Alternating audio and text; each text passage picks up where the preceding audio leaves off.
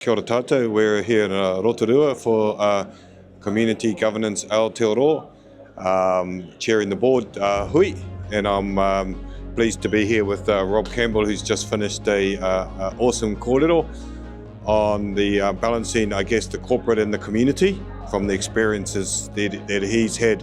And so I'm just going to ask Rob a couple of pātai about his kōrero.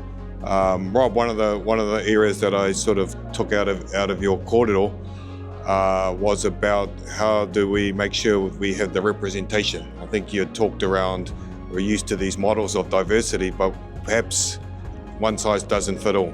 Any comments on that? Yeah, I think the community organisations are about an aspiration or a need in their community, and in addressing that, they need the governance that will help them to be really effective. They don't have many resources, so they don't have the time or resources to muck about. Yeah. They've got to get on with it, and the chair of these organisations has really got to lead in that and say, what we're here for is this, what we need is the people who will help us do that, and if people aren't helping us do that, well then we don't need them here.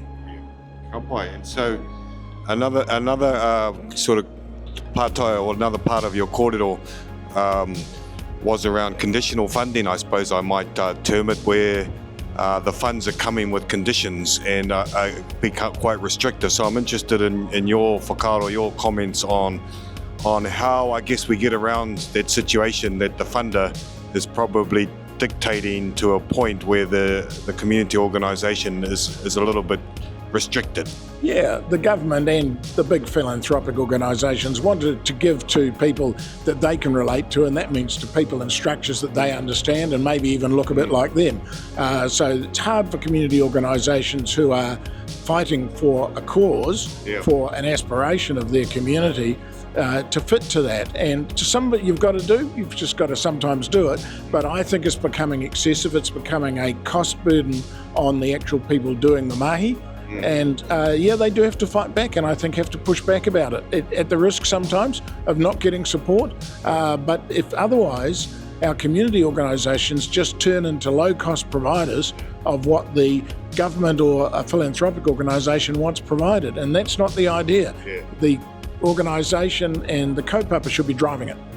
Ka pai. And so the last sort of one, and I think is related to that, you mentioned about iwi entities, the conditions that have been held to account that doesn't really fit their model, but again the money comes with conditions. So I suppose probably a last comment from you around one size doesn't fit all. So how do we make sure that we have a model appropriate for each organisation's aspirations? Yeah, I think the exciting thing for iwi is of course they are now starting to get an asset base and an income base that enables them to make their own decisions rather than to follow someone else's decision. So that's pretty exciting, but it's still early stages.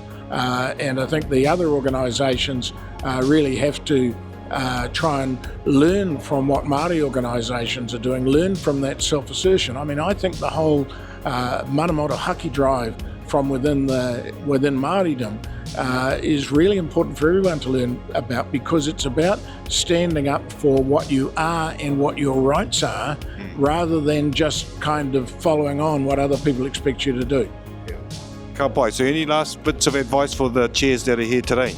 No, I just really want to thank the chairs that are here today. I mean, these are all people that know a lot about what they're doing, are passionate about it, and isn't it great to be in a room with all those people? Yeah, ka pai. Thank you very much.